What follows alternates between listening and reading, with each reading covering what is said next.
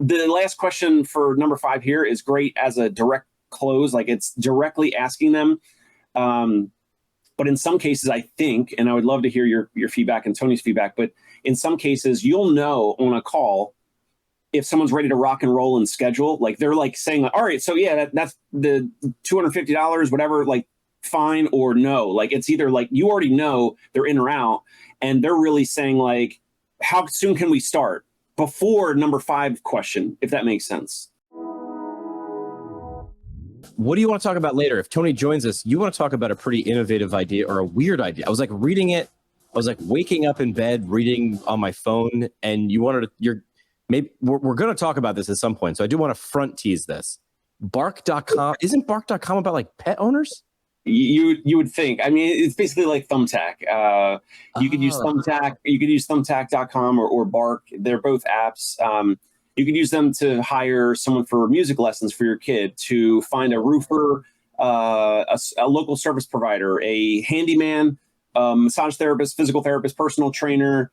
There's a lot of pros on there. So it's like 2 different platforms. But as to tease that, and I want to do it with Tony if he comes today or some other time, but to tease it, that's how I believe, especially mobile physical therapists, can get their next 10 patients. See, can I tell you how Jimmy McKay's brain works? What do you got? So it's like weird. So you said bark.com, and I, for some reason, maybe it's because of BarkBox. Do you know subscription service? Yeah. Yeah. So I just assumed bark.com was like how to find pet walkers or pet sitters or whatever. And you were like, want to find patients. I thought it was like, man, Dave's going like Inception, like 3 levels deep here. I thought you were looking for like, hey, if I can't walk my dog, maybe one of the reasons is I'm having pain. Oh, that's too deep. That's what I was like. I'm like, I don't know, man. That's too much of a leap. But I was like, okay, we'll talk about it. Okay. Well, I sent those screenshots, but I don't want to. We'll do it whenever we cover it. We'll get to it. So the conversation will be a little more linear with less leaps. But I do like, me, I like leaps. And I was like, man, that's leapy even for me. I was like, that's a lot. It's a lot of leaps, bro. All right. So let's talk about this.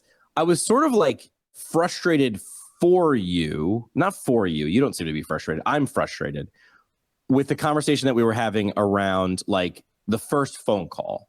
And then I started thinking like, I bet you the audience either isn't frustrated, or if they started listening to us, they're like, maybe it's one of those things I should review.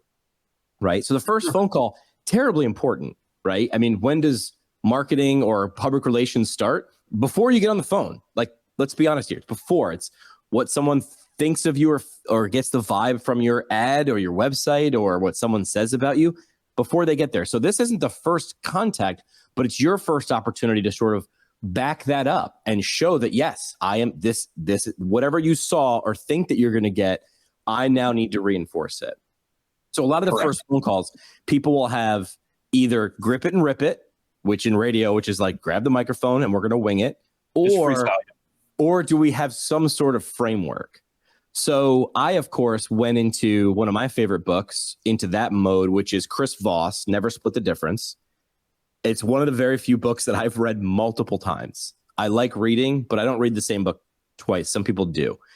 And Chris Voss, I read multiple times and took notes. And I sort of put my, could I pretend to be Chris Voss? And now with artificial intelligence, you can pretend to be Chris Voss. You can pretend to have a conversation with Chris Voss. And so I created a custom GPT, and I sort of had a conversation with it and said, you're Chris Voss and you have all of his attributes and yada, yada, yada. Love it. Can't wait. Your goal is to make sure the person who gets on the first phone call books that appointment and it's the right person. Like, cause I wanted to make sure it was the right person. So there is a filter in, filter out. And the reason I did that is I could hear Dave's voice in my head saying, but I don't want the wrong patient because the wrong patient will cost me money or could cost me money. And then I gave it one for just time and frustration, but yes. Time's money, right? Time's money and frustration, right? So, and then the last prompt I said was, it's got to be 5 questions or less. First, I went with like 9 or 7 or something like that. And then I was like, you know what? Keep going. So I wanted to, and then my thought is, besides doing this on a live stream, I want to make sure that I do a video specifically on this. So I'm going to make like some side content. So hopefully some people will find that. So, all right. So give me a second to bring up the list, but what are your thoughts on the prompt? The fact that ChatGPT, what you did is genius. I'm so excited to cover this right now, because the fact that a piece of software can use Chris Voss and if you haven't read the book, Never Split the Difference, listen to it on Audible. He reads it. He's got a great voice. CIA or FBI investigator, not investigator, hostage negotiator. Yeah. He reads it. He changes tonality. If you have the paperback book, it's great. You have to listen to the audiobook to hear the difference in his tonality. When he changes speeds and inflection point. I mean, it's just incredible. Dave, every once in a while, when you want to calm him down, you use late night radio DJ voice. And the funny thing is, in radio, we were never told or taught that, but you learned it. And I think really good speakers do these things, whether they're innate or they were coached up to do this. So, all right. So here are the 5 essential questions that you need to ask in your first phone call with a potential patient. And here's number 1. And real quick, just because you're teasing it, but would you think, more for cash practices like mine? Because Tony's practice that's in network, it's like they're like, hey, do you take United Healthcare in network? Yeah, and he's like, yeah, we take it. And then they kind of book an appointment. There's so much less friction, because it's just like, yeah, we take your insurance, whatever. Our style of phone call needs more context, right? If you called me about your dad for a home visit, it's like, well, I need to make sure, do we cover the area, all that? And then also you're thinking, like, do you take the Medicare, the United Healthcare, whatever? And I have to kind of change the context of the conversation, which is why we have these questions we're about to go over. Right. So again, the reason we're doing this and the reason we're doing it live is like, that's really the only way you learn, right? Like, that's why we ask questions in class. So I took more of an approach, for less of a Tony type clinic in network and more of what you were doing, right? So question number 1, according to my virtual Chris Voss solving our problems for me, is very open-ended in his style. The goal is to understand the patient's needs and determine if they're serious about treatment. Here's the question. Can you tell me more about what's going on and what you're hoping to achieve with physical therapy? So that's a double question, right? What's going on and what you're hoping to achieve. So give me the issue. And then your job really is to, because it's a phone call, but if it were in person, is nod, or every once in a while, as Chris Voss would say, make some sort of noise or audible sound that shows that you're continuing, as psychologists do. They often stroke their beard and they nod and they continue. So first question, can you tell me more about what's going on and what you're hoping to achieve with physical therapy? Thoughts, opening move. I would split that up into 2 questions. So the first question, Jimmy, so tell me what's going on, right? Now, if someone, especially like here, we're in New York City, right? So some people are going to be very curt, they'll give you one sentence. And then some people are going to try to tell you like their whole life story, right? So on the first question of, tell me what's going on, which is so open-ended. So I would say, I want to ask the prospective patient, client, or if it's the family member calling in, hey, so tell me what's going on. Like, is it a toe fracture, or did your spouse or whatever just get discharged from the hospital? Like, drastically two different things. Well, hold on. Let me come back and say, I think let me go Chris Voss on you. This is very meta. It feels like you're saying you're trying to narrow the person down to make sure that they're staying within the scope, right? Because some people might get right to the point and some people might go too wide. That's where I sort of like this question, because it says, can you tell me more about what's going on and what you're hoping to achieve with physical therapy? So it sort of stays open-ended, but then also puts a circle around it, puts like a gate around it, saying, in your physical therapy. Because the classic question, what brought you in today? My car. They answered the question, but you didn't ask a good question, so they gave you a crappy answer. I think for some prospective callers that, this is assuming like practice owners, their PTs, OTs listening, watching this, like they might be still doing the callbacks or the initial phone calls, or they have an admin and you want to kind of train up and help your admin with the calls like this. What do you hope to achieve? I think maybe just for New Yorkers that call in for us, like I feel like some folks might need to have that question asked of them twice. Like if they start going real long of like, so let me tell you the whole story. Back in 1982, right. Like, hold on. So this is where what are you looking to achieve? What are you looking to achieve with in-home physical therapy or, performance physical therapy. Right. Yeah, I think this is where you can sort of cheat. Like we can still make it these 5 questions and we're still on number 1. You can have these follow-up or like a drill down question as Voss. I don't think he actually called it that, but that's what that was the word I sort of put it, which is like, help me understand, or it sounds as if is labeling, right? And like, we can talk a little bit about why that's so powerful. Instead of Dave saying, oh, so your knee's the biggest issue. No, that's actually not what I'm saying. It sounds as if your knee's the primary reason for you calling me. It gives them an out. Or it lets them say, yes, you heard me correctly, but it gives them that all-important out, which lets them say like, oh, no, actually, that's not it. What I meant to say is my back, and I think that's, because my knee was 1983. So I would actually say we wouldn't count against you to ask those sort of drill down or labeling questions or to be able to make sure before you move on. So these are like just big general milestone or guidepost questions. All right, so that's number 1. So I could see and real quick, their answer, their reply on what do you hope to achieve? You want to use that later in the call. Correct. So we'll get into it. As much as I tell people all the time, I've done meeting facilitations before. You ever been to one of the big whiteboard sesh? Someone's in the front, right? This is what a lot of college professors do, or like ideation. I tell people all the time, you're going to give me all the answers anyway. It's going to drive you nuts because you're like, the answers were in the room. And that's sort of the way I like for people to look at an interview or a phone call, which is like, remember, it's not your job to actually come up with the answers. It's your job to facilitate the answers coming out and then make sure, hey, it sounds as if that's what we're talking about. Do I have that right? Or so that's sort of your job, unless more ask and less show, more ask and less tell. For these things. And I know we want to show, we want this to be a pitch a little bit, but it really isn't. If they're on the phone with you, they're on what I call the end of the diving board. They're looking for reasons maybe either to jump or not to jump. And you want it like the movie Inception. It's got to be there. You want it to be there in their decision, because those people are probably more likely to show up once and more likely to show up multiple times to get the full benefit. All right. So that's question 1. You want me to move to 2? Love it. Let's do it. All right. So the purpose of the second question on 5 questions that you need to ask in your first phone call is to ensure the clinic's services align with the patient's goals. You get to bring information from their answer to question 1 and use that in a good way. Like I know like we're, persuading. You can persuade negatively or you can persuade positively. It's a tool. So ensuring the clinic's services align with the patient's goals and reaffirm their commitment to their health. Like, do you understand how this aligns to your goal?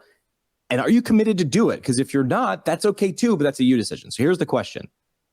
What's most important to you in your treatment and recovery process? Use this because when they say, whatever they say, flexibility, personality, you are going to ask yourself, the reason for this question is you're able to say, I don't have that.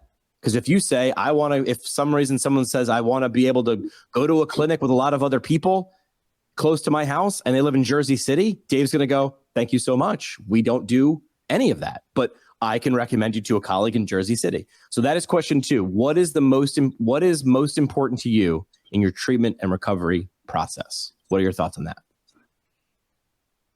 I like it.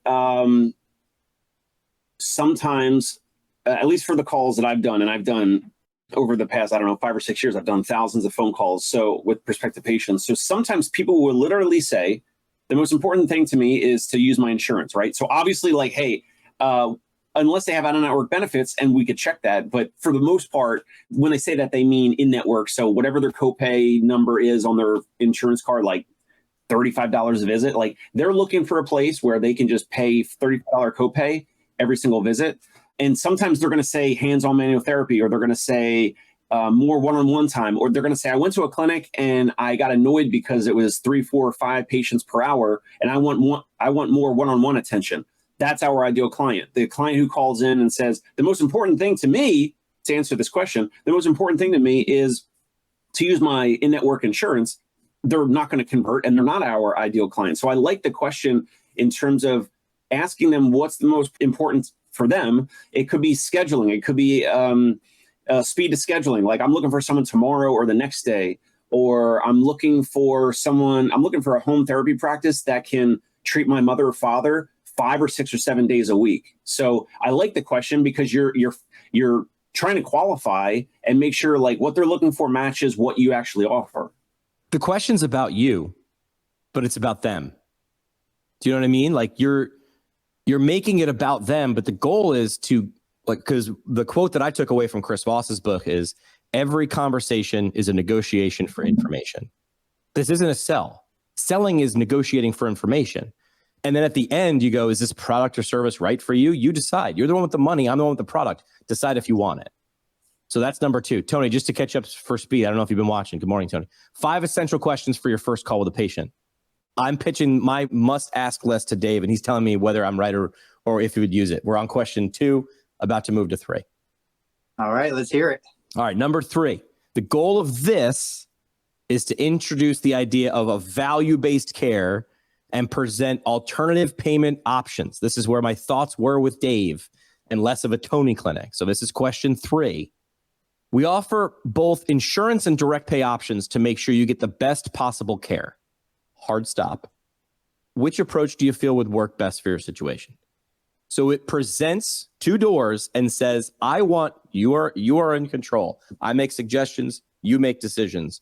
Which one do you think is better for your situation?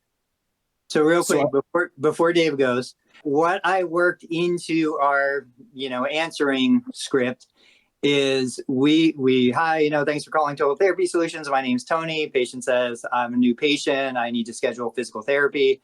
I would say, okay, that's great. Just real quick, how will you be paying for that? Would you like to use your insurance or paying out of pocket? That's what I say, and I stop right there, just like you said. How will you be paying for that? Would you like to use your insurance or will you be paying out of pocket? Even though I know every single person in my clinic is using insurance, I am opening the door to say, this means there are people who pay out of pocket. This means there are other things that are available. And it just plants that little seed that'll start to water and grow for future conversations. What do you do, Dave? So Tony, you and your team, you guys currently ask that question all the time on the initial phone call?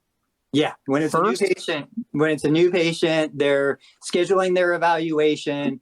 I'm going to say at some point during the conversation, it's usually toward the beginning. Yeah. It's how will you be paying for that? And then, of course, they're going to say, well, this is what I always get. It's never, I only want it if my insurance covers. It's always, well, I hope my insurance covers some of it. And then it goes into, okay, well, what's your insurance? Anthem Blue Cross. Okay, great. We are contracted providers with them. When I was out of network or cash pay, I would never say, I don't take insurance. They would say, do you take my insurance? Or I would always say, we'll take money from anyone who wants to pay us. And then they usually laugh. And then I would say, but we would have to verify your particular plan, and then we go through that. Well, then you would verify the plan and then you would say, we don't take it and it's cash back when you guys were cash? No. So usually what happens is we would verify coverage. We had the time to do that. Let's say typically I'm going to go back. So Florida, Blue Cross Blue Shield was a closed network. It was closed forever. We eventually got in, but it was closed in the beginning. We would call, we would verify. They would tell us it's a $35 copay. Okay, so then we would call the patient back. We would have already scheduled them because we would tell them, let's get you scheduled. Before you come in, I'm going to call you back with all the information so you can make an educated choice. Somebody on the team would call the person back. They would say, here are the options. So if you choose to see an in-network provider, we are not in-network with your plan. If you choose to see an in-network provider, it's going to be $35 per visit, no matter what, whether they do 10 minutes or an hour. We're not contracted with your particular plan, but if you choose to see us, the cost back then, this was 2002, 2003, the cost is $150 a session. We do an $80 initial evaluation diagnostic. And then if you decide that you want to do treatment and follow the plan of care, the full session is $150. So we told them, look, guaranteed $85 or $80, no matter what. And then what we would say is, so really you have a couple options. You can go to an in-network provider for $35 a session. If you're not getting what you want, you can always come to us for the $80 diagnostic and $150 a session. A lot of our clients will do a combination because we do, and this was Siesta Key, Sarasota, very affluent golfing community. Because we do a lot of golf performance that's not typically covered by insurance, patients will go to the contracted provider for covered services and then come to us for the extra stuff. The extra stuff is the golf performance, working with a CSCS certified strength and conditioning specialist, doing the things that you just can't do under an insurance policy. And then that was it, and I genuinely did not have the urgency to be like, I got to book this person or I can't pay the rent. We had plenty of clients. We had plenty of Medicare. We had other things. So I wasn't going to Costco starving. I was there on a full belly. And if they wanted to come, awesome. That was the approach. Got it. So for this payment question, this payment section of the call, on the front end, when someone calls into our 24/7 answering service, those agents read through a brief little, not even a script. I mean, it's just like bullet points. And one of the questions that they ask our callers is, so Jimmy, are you looking to use your insurance or will this be private pay? Now, it's the way Jimmy framed it from the ChatGPT. Obviously, that's framed better, and that I'll have to consider. But it is actually asked on the front end of the collecting the lead, collecting the prospective patient contact information, all that, kind of gauging their level of seriousness. Are we preliminarily the right fit, potentially the right fit? They ask that. So then when we get the email and text about the prospective patient, we already know, like, did they say Medicare? Did they say, I don't have insurance? Did they say, I have Cigna, or I have United Healthcare and I'm only looking for in-network? Sometimes people say that, or they'll say, yeah, like I have whatever insurance, but if you guys don't take it, like how much is it out of pocket? So we start to get some of those, we get a little bit of understanding before we even call them back. Understood. This fourth question would only be asked if they answered. So question 3, just to review, we offer both insurance and direct pay options to make sure you get the best possible care. Which approach do you feel would work best for your situation? This question would be a side road if they said, I'd like to use my insurance, or I'd like to see what that is. Can you share your insurance details with me so I can check if we're in network? And if not, would you be still open to discussing our direct pay options? So it's a double down on that. So I really hammered my virtual Chris Foss with saying, listen, this isn't as simple as buying a book or buying groceries, because that is sort of understood that you pay with money and you don't leave and get the carrots to come home unless you give us money. And so it's sort of understood that, and that's why it used 40% of its questions on this, like doubling down on this to ensure. So thoughts on question 4, can you share your insurance details with me so I can check if we're in network? And if not, would you be open to discussing on direct pay options? Yeah, we always collected insurance, whether we were in network, out of network, or cash based. There's just no reason not to get that information. And I've never had a client who is like, no, I'm not going to give you that. So that just gave us the opportunity to really, and this is what we do as therapists. Like, our job is to solve problems. So if financial is a concern for this patient, I don't want them to come paying me out of pocket. I want them to go get the financial solution within their budget. And so every single time, I think you guys know this, even before the good faith estimate ever came out as law, every single patient that came to us, we had a mini contract that it might just be 1 or 2 sentences, but said, look, this is what we were quoted. This is what we are going to do. We are guaranteeing you it will never cost more than this. Even if the insurance turns around and says, no, we're not going to pay for any of it, this is the absolute most it's ever going to cost. They sign it, we sign it, they get a copy, we keep a copy, and there's never any surprises. And that was a huge part of owning my business. Was, as I said, I never want to give somebody a surprise bill. I feel like the ambiguity, since I got insurance at age 21, and I considered myself a reasonably intelligent person, and that ambiguity around what's this actually like, you don't want to say yes because you don't want to walk into a bear trap. I feel like removing that ambiguity had to feel so good for humans. Like you almost like, I feel like you'd watch their shoulders just relax. It's exactly what happens. They breathe this sigh of relief. Most of them would rather pay more knowing it's never going to be more than the price quoted than going somewhere and having no idea what's coming down the road. Right. This is why, I mean, you want to take a parallel from a different industry. I'll do this real quick, is why like Carvana like had an opportunity anyway, or like, remember the car company Saturn? The whole pitch was like, this is what the car costs. We do not, our people don't work on commission. When you see this commercial on TV, this is what the car costs. It was like, oh my God, this is revolutionary. And like, I don't know why it didn't work. Maybe it was just bad cars, but like that approach was like someone sat down and said, what is the number one reason people don't want to go to a car lot? And I'm a guy who has no problem saying no to someone's face and being really upfront and blunt. I'm a New Yorker at heart, and I hate shopping for a car because it just feels slimy and greasy.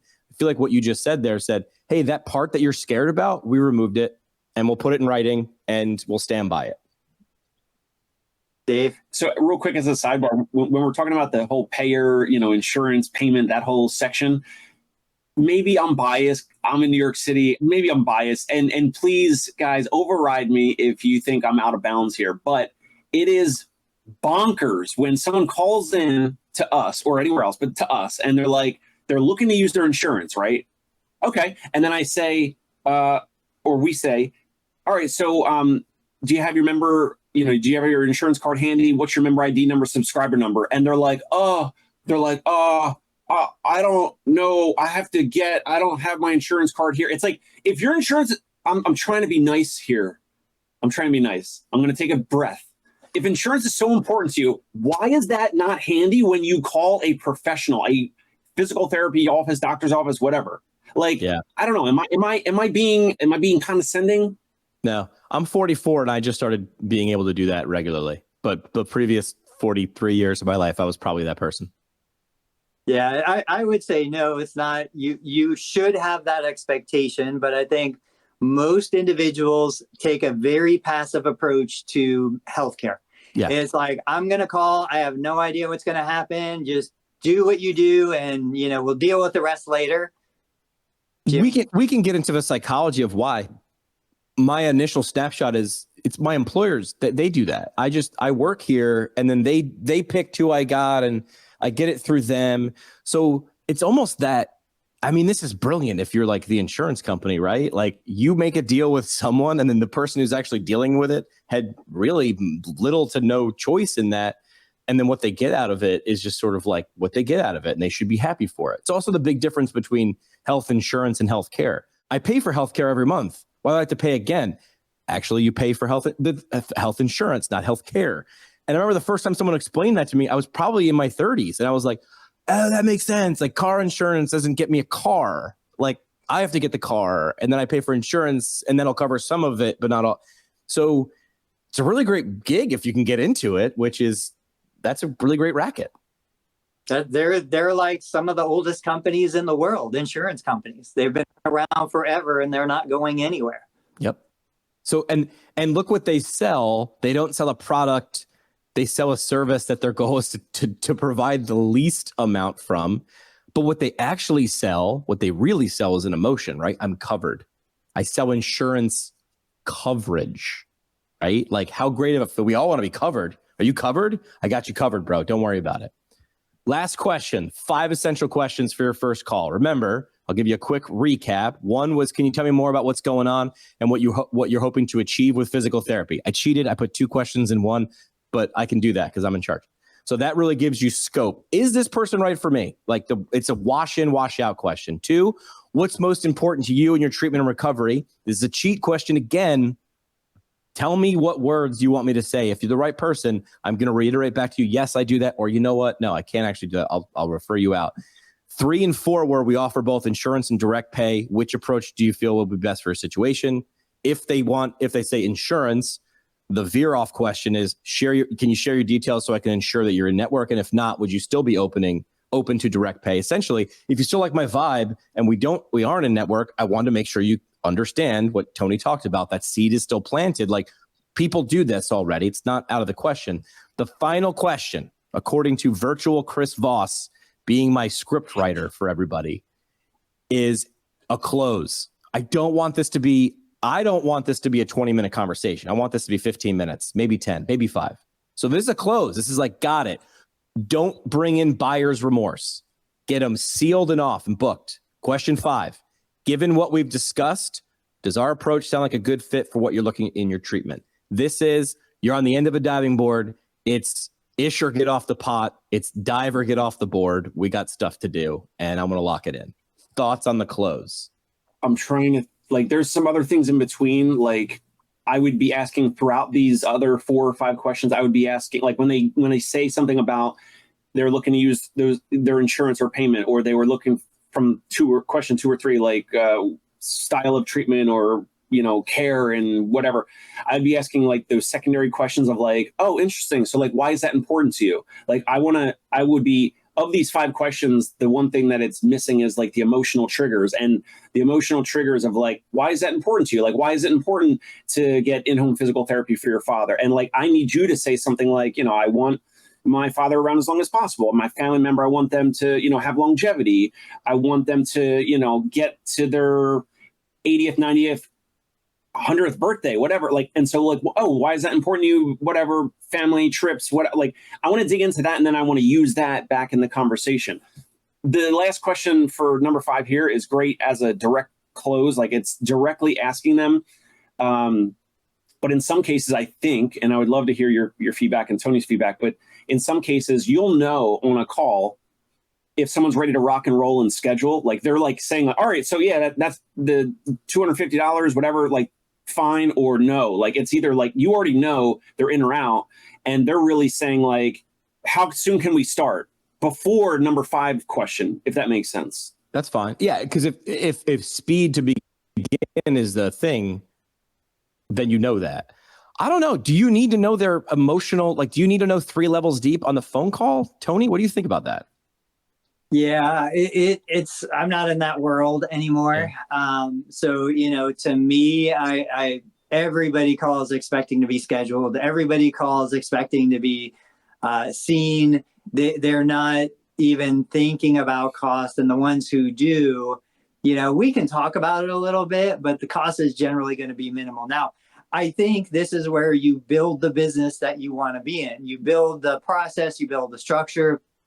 So could I be all cash pay and just sell premium service? I could, but I don't really want to. That's a lot more work for me. It's a lot harder to do what Dave is talking about, which I do think when somebody is going to commit to a high ticket, interaction, yeah, you need to get them feeling like I'm making the right choice. This is the best thing for me, my mom, my son, whatever. For me, it's just everybody calls ready to sign up. Like, I don't have a conversion process that I need to go through. So I'm just not in that world. Well, yeah, yes, they're looking to call. They're calling in. They're looking to schedule and book with the assumption that the place takes their insurance. Right. Yeah. So when someone calls, here's an example. I wish I could bring her on. In 2020, I had a woman call in about her father's in-home physical therapy. She was calling, hey, do you guys take Medicaid?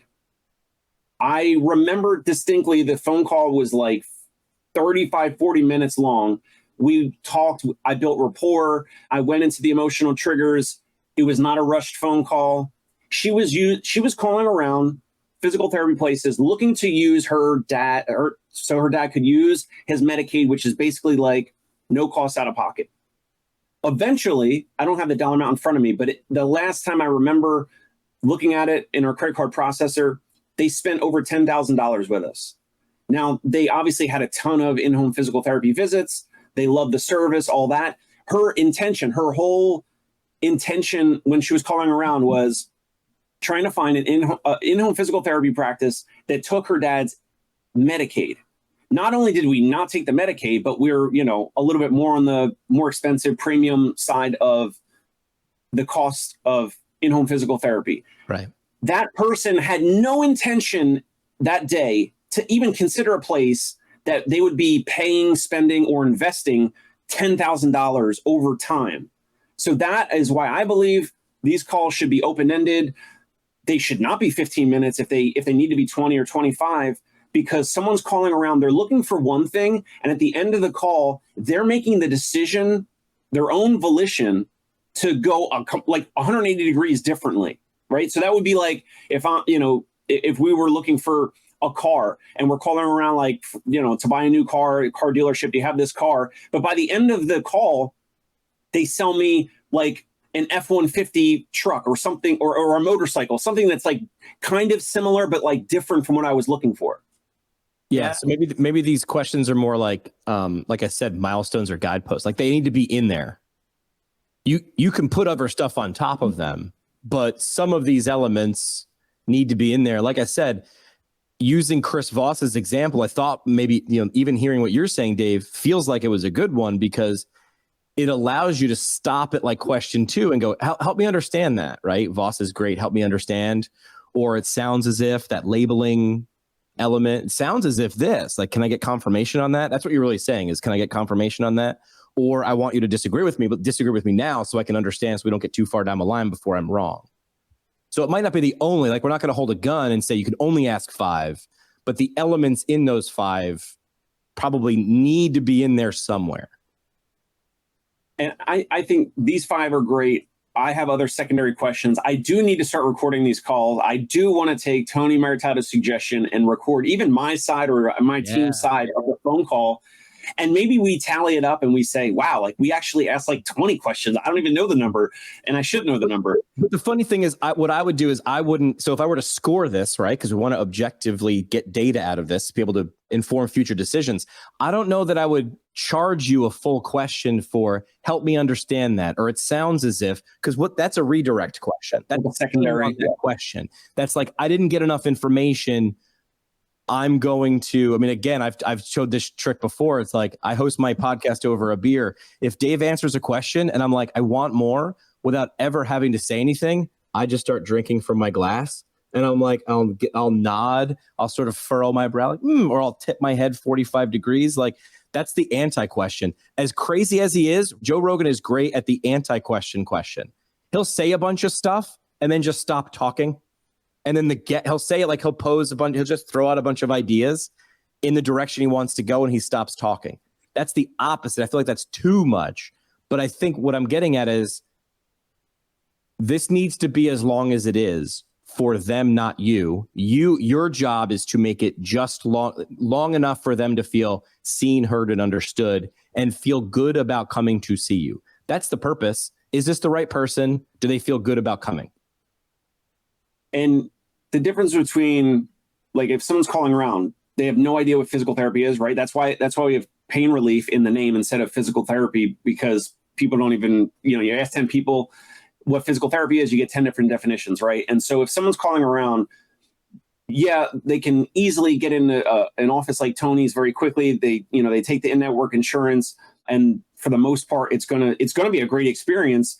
The phone call for us, like, with the questions, with the drilling down on the emotional triggers, all of that, I believe it helps justify, it helps them realize, here's why we're different. Like, if this is how the first phone call is, this is why they charge out of pocket, or this is why they can charge out of pocket.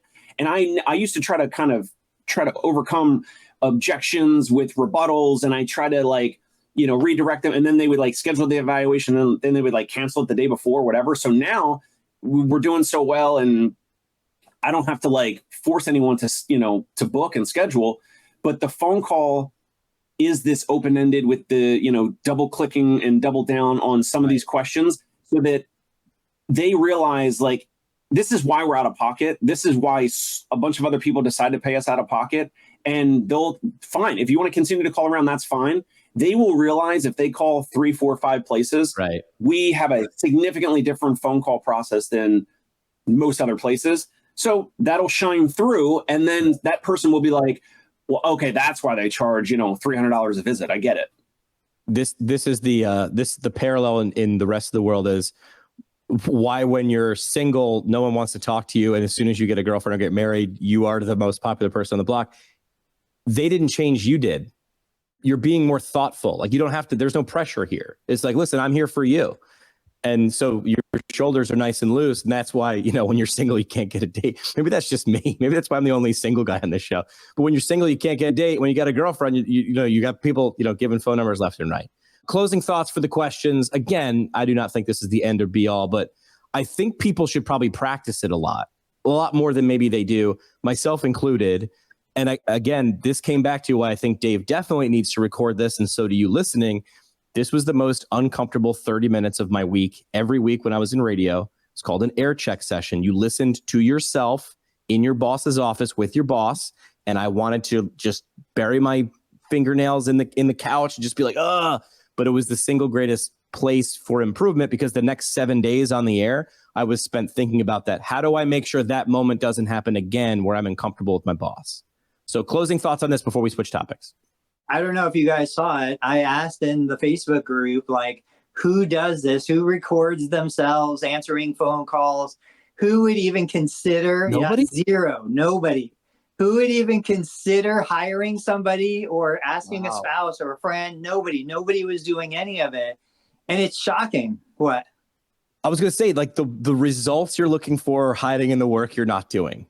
Right? Yeah. Will said, I wonder why Will Boyd is successful. Do you think there might be a reason? They record and I'd love to have Will on as a follow-up for this, because via text is not good enough for me. I want to get on a call and I want to record it, which would be, I would bet Will would say it was uncomfortable to start. It's probably still not easy. This is simple to do. Just record every call. Not easy. But I would bet that this is, I don't know. I've never even had a conversation with Will. I would bet Will would say it's probably one of the top 3 reasons for success, because they are literally holding themselves accountable. Why did this thing fail? They suck. That's a cop-out. Let's go back. Let's look at the tape. This is why Chris Voss says, and look at that. They do reviews every week. I bet you they're uncomfortable, but I bet you they uncover huge things that it would take you years to get to. This is why human beings go to therapy, or should. What I think is interesting is we didn't plan this. I just jumped on. Dave's words, Dave's gestures, Dave's things are very similar to mine, very similar to yours. I bet what you would see, and Jimmy, it seems like you would have a saying for this. You'd see similarities across lots of successful therapists. Even though none of this was discussed or prearranged or even learned. Now, I do think somebody needs to create this kind of continuing education course. I think it improves patient outcomes. It improves patients' experience. Like, it would elevate the clinical outcome, even though we're not talking about anything clinical. But just some of the questions that Dave shared today are questions that I enter into when the patient's sitting in my clinic. Like this morning, I was late here because I had a new patient evaluation. One of my questions with this person was, what were you expecting today? What was your hope? What was your expectation for this physical therapy visit? Because I want to know, like, what do you think is going to happen? Yeah. And Dave uses that question on the phone. And then again, when I'm face to face with a patient, we'll talk about not just their goals, like, oh, I want to play golf, but it's like, why? Why is that important to you? Why is that goal important? Why haven't you been doing that already? Why do you think you haven't achieved that yet? You've seen a lot of smart people before you got to me. Why do you think nobody's had the solution so far? Why this? Why now? Right. My only thing is my one caveat. The reason I sort of like did this little exercise, and again, I'm not saying this is perfect, but this is why we do it. And we do it in public. Is I think there's a point when you're asking too many questions too soon. You know what I mean? Like, there's a good order of questions, right? We would never ask them a super detailed question without asking a macro question. I'm saying it's simple to ask questions, but not easy, right? So this is the whole Voss thing. If you really read Chris Voss's book, he also talks about how he used to go to the Harvard. Remember that, Dave? He used to go to like this Harvard negotiation competition they would do. And he's like, how did a kid from the streets, I forget, is he from Brooklyn? He's from New York or something like that, right? I think Chicago.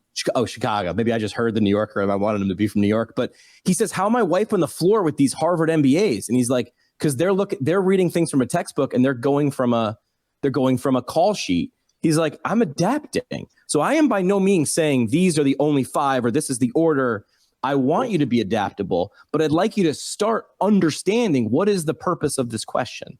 Your questions are your weapons, right? In a good way. They're your investigation tools, understanding how to use them. I remember when I was in PT school, so the last thing I'll say before we can either switch it up or whatever, when we were studying the subjective exam in ortho, man, my classmates got real sweaty, bro. Like they were like, I got to memorize these 20 questions. I remember saying like, no, like let's sort of get, what's the goal of this? It's the goal to this. Great. Well, what's the third question I should ask? I'm like, I don't know what the answer to the first question was. So I'm not even thinking about question 2. Think about it from the point of an interview. I learned my best interview skills from a guy by the name of Dave Grohl. I got a chance to interview Dave Grohl, lead singer of the Foo Fighters. And he walked in the room and I was super nervous and shook his hand. And I called him Mr. Grohl. I said, Mr. Grohl, I'm McKay from 97.9X. I'm here to do your interview. And he stopped. His face went totally white. And he goes, I don't do interviews. And I was like, and he goes, and then he broke into a Dave Grohl smile. And he said, I just have conversations. Every interview after Dave Grohl's interview, I never approached it like an interview. I approached it like a conversation with someone I looked up to or admired their work. And I got infinitely better with that one change. Yeah, I think it's one of those things where there's definitely people born with the ability to do that. Like they don't have to learn it. They just know.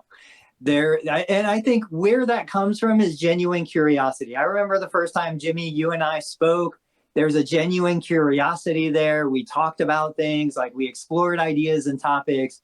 I've always been surprised, like I'm a creative at heart. I grew up, my parents were musicians and creators, and I went to a fine arts school. But even with that, like I've just always been a curious kid. And I know I look at my 4 boys and they're curious kids in the group, and they're kids that just want to follow, they want to color in the lines, you know? And I think PTs by nature, we tend to attract a therapist who's, they want the answer. It's black and white. It's yes or no. What are the steps? What's the process? Give me the recipe and I will follow it. But something like this, I agree with you. It's like, we need to get the first word out, get that first word out, and then it'll just go from there. Which I think the best thing any of us could do is record ourselves. I'm in the clinic, like bring people with us. Look, take a look. Even if you hate how I treat a patient and you think, well, he didn't do an upper quarter screen and how's he assessing neuro and he didn't do reflexes, and I don't care. You could hate everything I do. You'll still learn maybe things you don't want to do because that's what Tony did.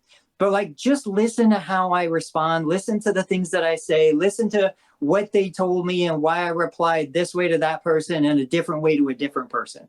We could learn so much, but you know, we don't do it still. Yeah. If I had to attribute one single attribute to success in my life, no matter what, if you think I'm successful or you think I'm an underachiever, it's curiosity. I think persistence only comes from curiosity. It's easier to persist if you are genuinely curious. This is why I've done close to 2,000 interviews. It's not because I saw success on the other side of interviews. I saw success in the interview.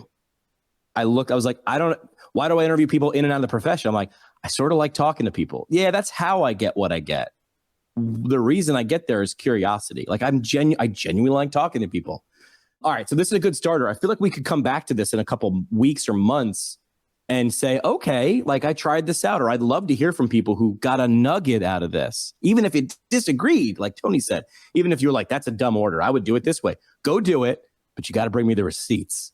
You have to be recording this, which then, of course, leads to the step of what you're talking about, like things like HippoScribe, which would be like, oh, you're a good clinician? Show me. Like, are you recording it? Are you paying attention to it? Where was the disconnect? Or the only way we improve, what is the line? What gets measured gets improved. What gets measured gets done. Yeah. Gets accomplished, gets done. Do you think we have time to talk about BarkBox? Not BarkBox. Bark. No, that's Let's save it. No, that needs like a majority of an episode because that is new patient marketing.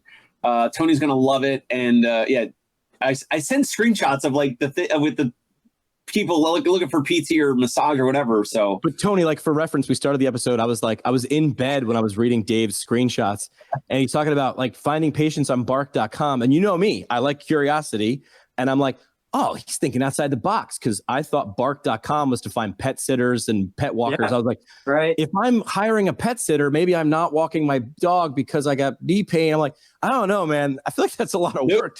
Those, I like your approach, because those are my ideal clients, because that means they're outsourcing things. They have like a dog walker, they have a babysitter, whatever. That means they usually have discretionary income. They're spenders, and and time is their biggest asset. So those kind of are my ideal clients, but we're not going that many levels deep. Right. That's too inefficient to like sort through all that. Right. All right. So we've got less. Go ahead, Tony. I'm going to step out because I've got people waiting on me, but I do want to say for next week, I don't know if it was you guys or it was a podcast I saw. Somebody was talking about going on Tinder dates, and then turning those dates, usually failed dates, into customers or clients for whatever they were selling. I think that was Michelle Stauffer. Okay. Who was on Twitter, and I might have talked. I think it was Michelle Stauffer. I have to look back. Okay. All right. Well, I'll research it too. The thing Tony shared about Tinder was restaurants. That was me. Oh, you shared that. They were Michelle? doing like fake profiles. They were setting up dates, and the guy or the gal or whoever, they were coming for the date. Then they thought they were getting stood up. And then the restaurant was like, yeah, well, you're sitting here. So like maybe most of these people are going to like just order food or drinks because they're so embarrassed or whatever, and Jimmy said, you said something perfect, which is like, it's a thin line between genius and evil, or like brilliant and like just diabolical. Right. I don't know. Michelle Stauffer was doing something. I believe it was her who was doing what you said. She was setting up, or she was doing interactions in Bumble, like in the DMs, to try, and I don't want to say it and be incorrect, but I think it was like to book patients, or at least get to people like to talking about it. And I was like, that's like genius and diabolical, because she was also sharing frustration of why like they wouldn't follow through on the PT eval, and I'm like, they were there for a date though, but like I don't know if that's a good use of time. But I was interested in reading it. I'll catch you guys next week. Right, I gotta go. See ya. Man. See you next All week. Right, so parting shot real quick for me, Jimmy. From Will Boyd here earlier when we were talking about the questions. He said, love it, Dave. People buy when they feel understood. And Will Boyd said the only way to understand is through asking questions, which again, that's like my whole process, or our whole process on the intro phone call. Yeah, Oprah had a great line. I'm pretty sure it was people want to be seen, heard, and understood. And I forget who the interviewer was, but they were like looking back at their career, and they said, I've done more than 5,000 interviews. And you know what? Like almost every single one said at the end of the interview, which was, hey, was that okay? Was that good? Once the cameras get turned off or the microphone, goes away, was that good?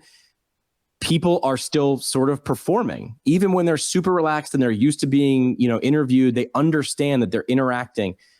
People understand that first phone call with you as a potential person to help them achieve a goal for them or their father or their mother or their kid. They want to make sure that do you understand? That's where my whole like knock on that cliche is, right? People don't care how much you know until they know how much you care. I don't think people care how much you care. They might later. They want to make sure, do you understand this? Have you helped other people achieve this? Or is this your first rodeo? Like, do you understand this? Yes. Okay. Oof. Then you understand me. And then I am comfortable to take a step forward and move closer to this. I agree. All right. Subscribe on all the socials and do whatever the influencers say. See ya.